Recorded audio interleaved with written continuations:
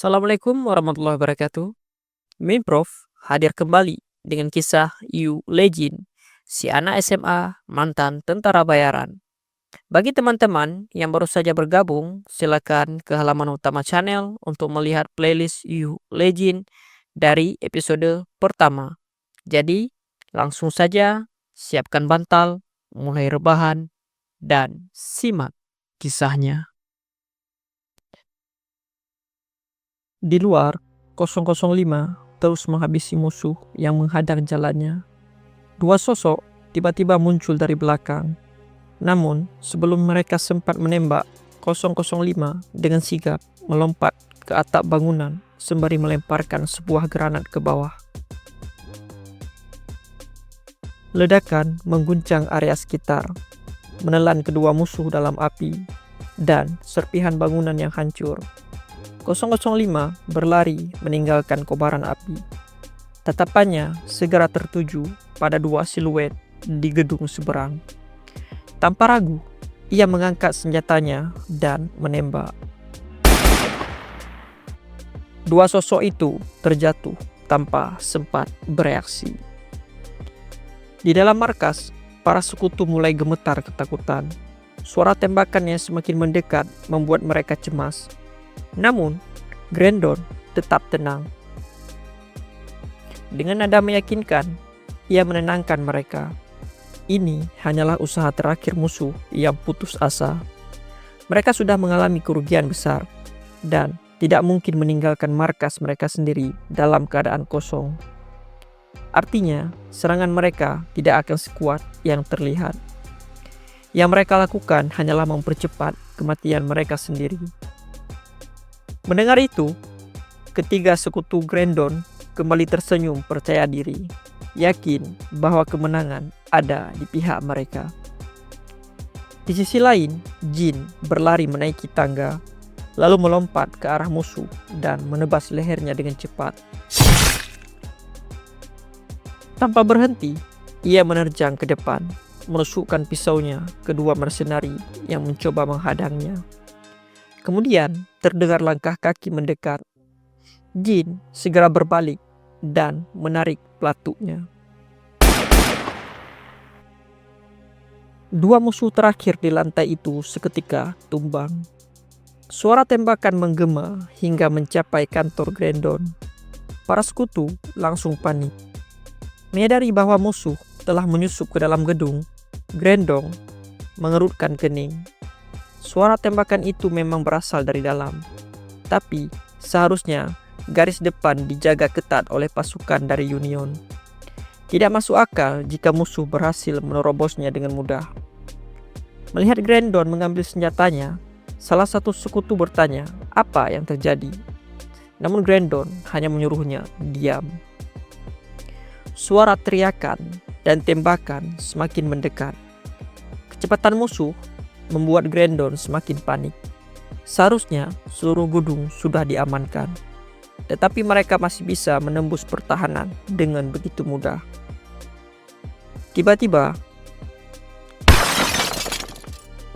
tanpa berpikir panjang, Grendon langsung menembak ke arah pintu hingga pelurunya habis.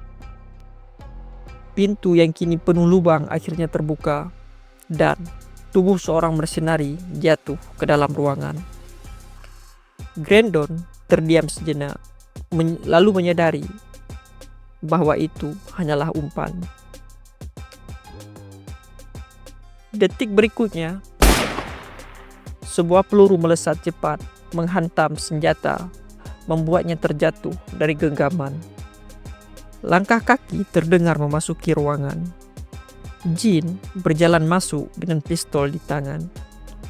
Para sekutu yang melihat sosok itu langsung mengenalinya.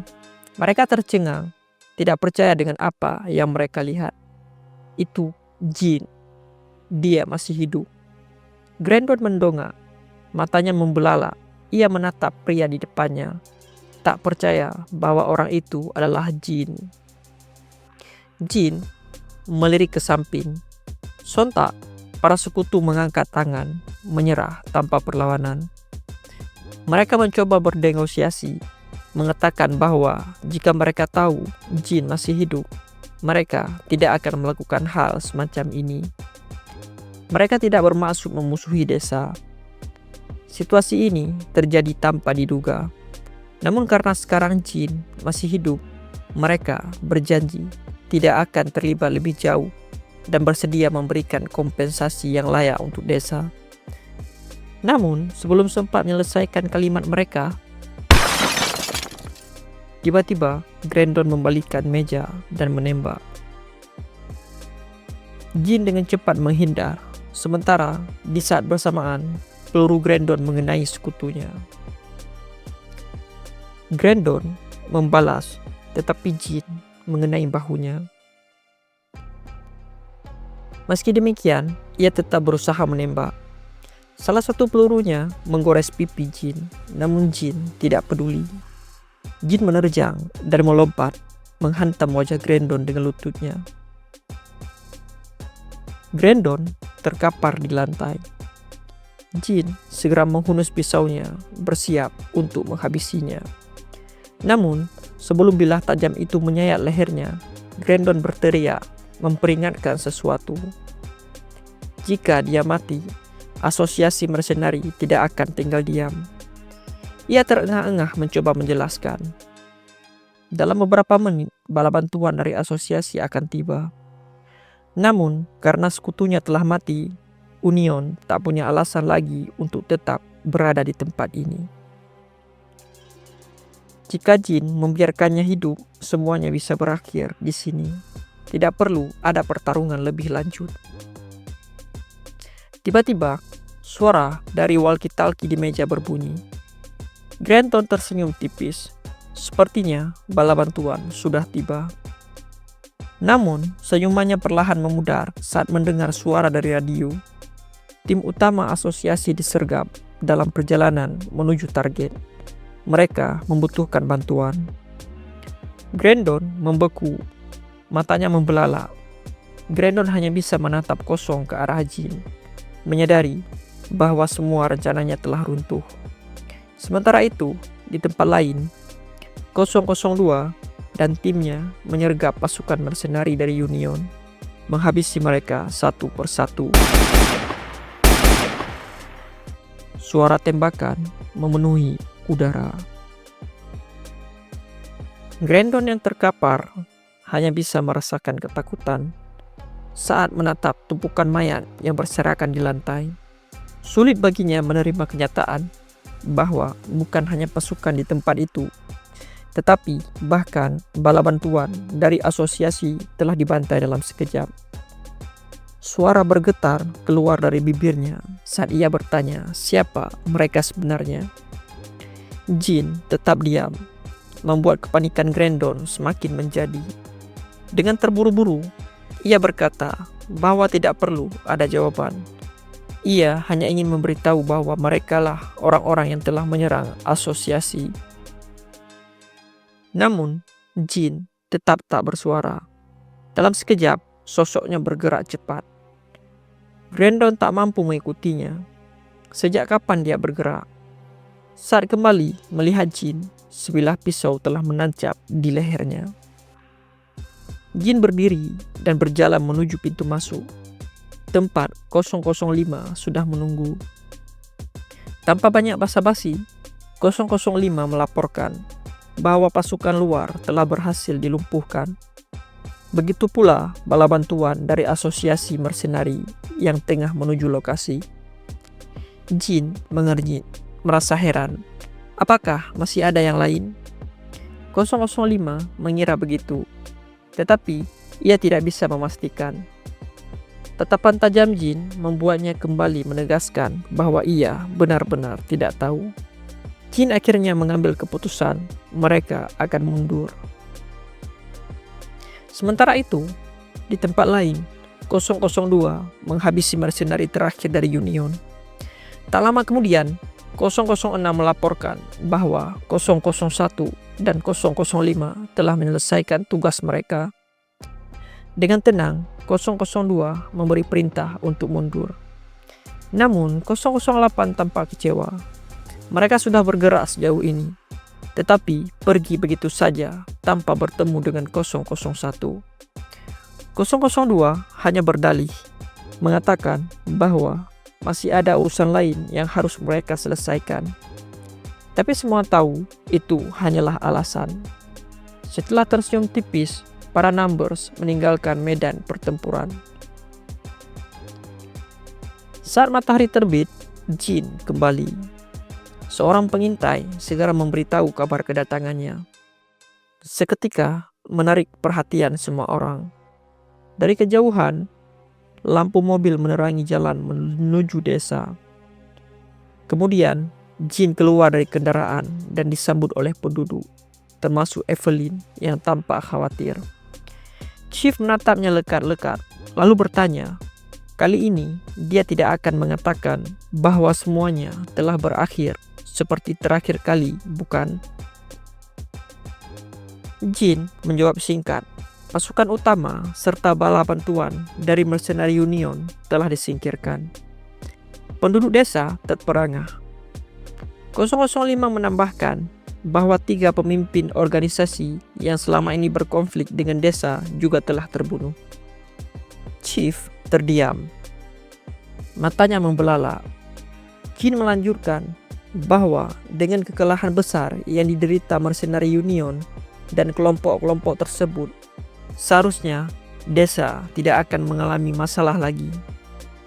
Dalam waktu dekat, para penduduk hanya bisa terdiam. Tak terhitung sudah berapa kali Jin menyelamatkan mereka.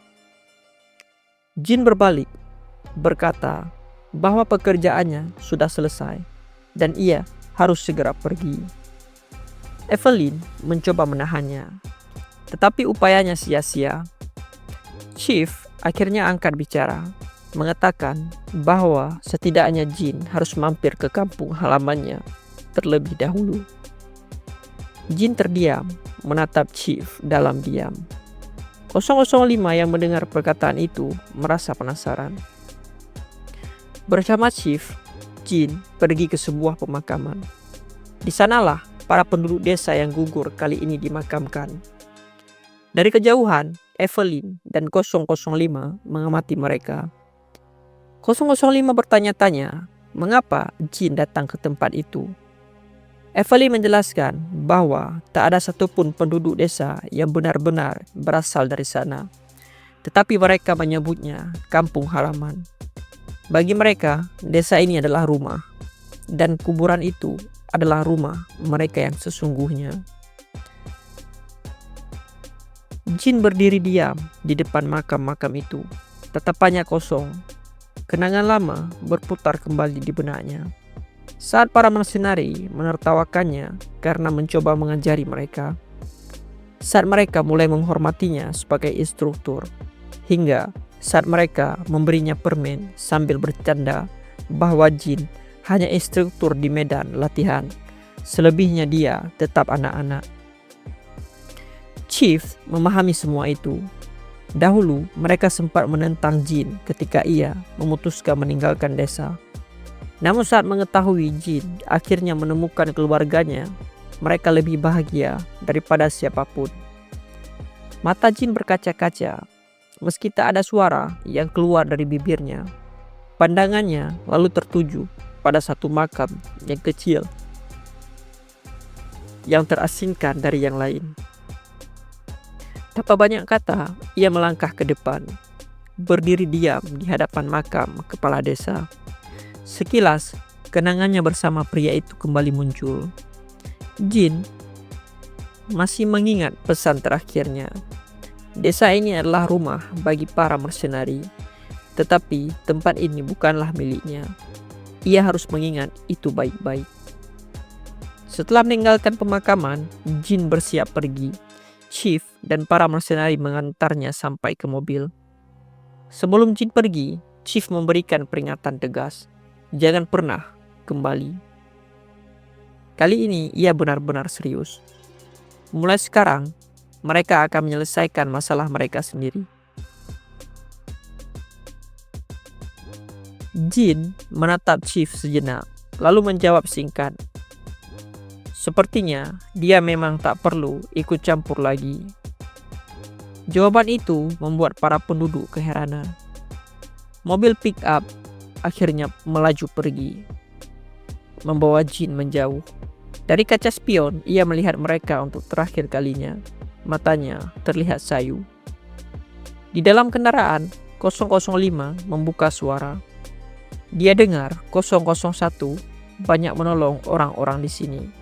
Jin masih menatap bayangan di kaca spion. Tidak, jawabnya pelan. Justru dirinya lah yang ditolong oleh mereka. Jin kembali menjalani harinya seperti biasa. Sepulang sekolah, ia berlatih bersama pengawal SW. Dari kejauhan, Yuna terpana memperhatikannya hingga Ji tiba-tiba memanggil. Heran melihat adiknya lagi-lagi berada di tempat latihan. Yuna berdalih, mengaku hanya mampir sebentar. Namun, Ji tidak percaya. Adiknya pasti sudah lama berada di sana. Tak ingin berdebat, Yuna mengakui bahwa ia sedang menunggu Jin selesai karena berencana bermain bersama Sekjo dan Jin. Ji menyeringai tipis. Maksudnya, dia mau bermain dengan Jin, sementara Sekjo hanya ikut dari belakang kan? Yuna sontak tersipu, buru-buru membantah. Tetapi Ji terus menggoda. Sementara itu, kakek mereka, sang pemimpin SW dan ajudannya, memperhatikan dari kejauhan. Mereka berdua semakin dekat belakangan ini. Presdir Shin membenarkan. Sebelumnya, mereka hampir seperti orang asing. Acuh tak acuh satu sama lain. Ajudannya juga terkejut saat mengetahui bahwa Yuna mengatakan secara resmi akan menyerahkan seluruh hak pengelolaan perusahaan di masa depan kepada Ji. Sejauh yang ia tahu, Jin adalah penyebab semua perubahan ini. Yuna dan Ji bahkan pernah berada dalam situasi berbahaya bersama. Sang pemimpin tersenyum. Sejujurnya, melihat kedua cucunya semakin akur lebih membahagiakan baginya daripada mendengar perkembangan perusahaan. Itu adalah sesuatu yang dulu tak pernah terbayangkan. Anak-anak dulu tidak akan ragu melakukan hal yang bahkan tidak seharusnya dilakukan dalam keluarga demi sedikit lebih banyak kekuasaan. Meski begitu, ia membiarkan hal itu terjadi karena hanya mereka yang mampu bertahan dalam ujian semacam itu yang layak memimpin SW. Seorang pemimpin SW haruslah kuat. Jika perusahaan sampai terguncang, ekonomi Korea Selatan akan terdampak besar. Namun dalam perspektif pribadinya, semua itu sia-sia jika keluarganya hancur berantakan. Meskipun begitu, selama masih berada di puncak, ia tidak bisa bertindak semaunya. Ada tanggung jawab besar yang harus ia pikul. Setelah mengungkapkan pemikirannya, ia beranjak pergi. Ajudannya menawarkan diri untuk menemani. Malamnya, setelah menyelesaikan shift, seorang kakek berpamitan kepada rekan kerjanya. Namun langkahnya terhenti ketika ia melihat seseorang yang tampaknya sudah menunggu. Beliau pernah melihatnya di TV. Pria itu pemimpin SW Group, sekaligus kakek Ji dan Yuna. Dengan ramah, Prestir menyapa dan bertanya, apakah benar ia adalah kakek Jin? Kakek mengiyakan. Seketika Presdir Shin membungkuk dalam, memperkenalkan diri secara resmi, dan meminta waktunya sebentar. Sementara itu, Ketua Cha dan Hyun Suk baru saja keluar dari apartemen. Mengira kakek Jin sudah pulang dari kerja. Namun langkah mereka terhenti ketika melihat kakek sedang berbicara dengan seseorang. Itu adalah sosok paling berpengaruh di Korea Selatan, Presdir Shin Gusung. Ketua Cha hanya bisa terpaku, tak percaya bahwa orang sehebat itu datang khusus untuk menemui kakek Jin. Keduanya kemudian pergi ke sebuah kafe di dekat sana. Presdir Shin beralasan bahwa berpergian terlalu jauh akan merepotkan. Jadi ia menyewa tempat di sekitar itu. Kakek merasa sedikit tak nyaman, lalu bertanya langsung apa alasan orang sepenting dirinya datang menemuinya. Saat mendengar bahwa ini tentang jin, kegelisahan langsung menyelimutinya. Jangan-jangan anak itu membuat masalah. Namun, kesalahpahaman itu segera diluruskan. Jin sama sekali tidak berbuat onar. Kakek menghela napas lega. Presdir menambahkan, justru sebaliknya, jin telah banyak membantu. Sebenarnya, ia memang ingin membicarakan jin. Tetapi, di sisi lain, ia juga sudah lama ingin bertemu dengan kakeknya.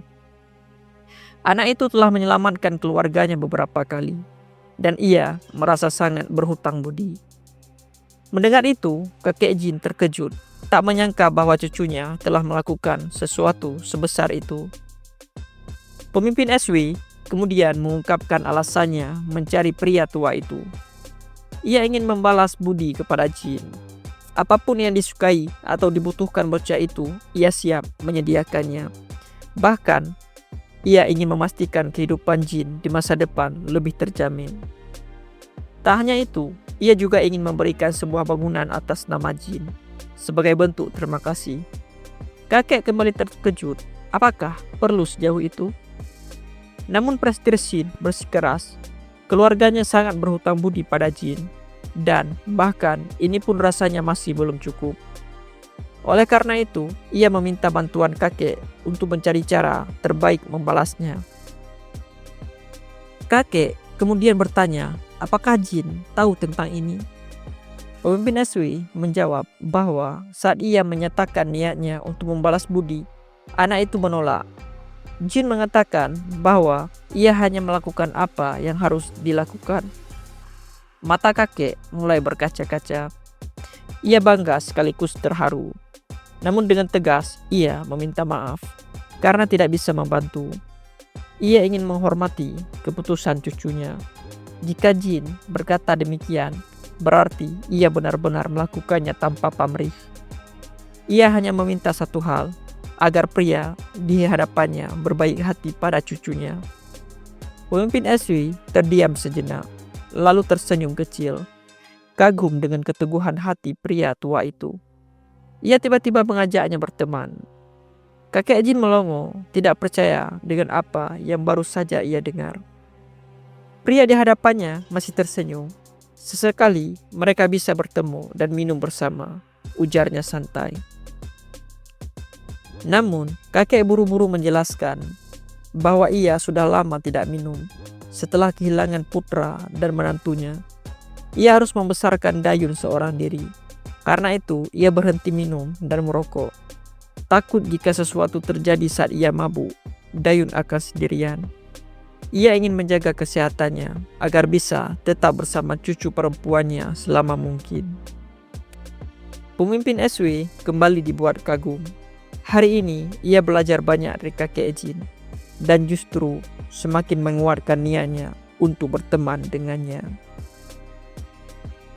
Ya, maka berakhirlah kisah You Legend pada hari ini. Min Prof pamit undur diri. Sekian. Assalamualaikum warahmatullahi wabarakatuh.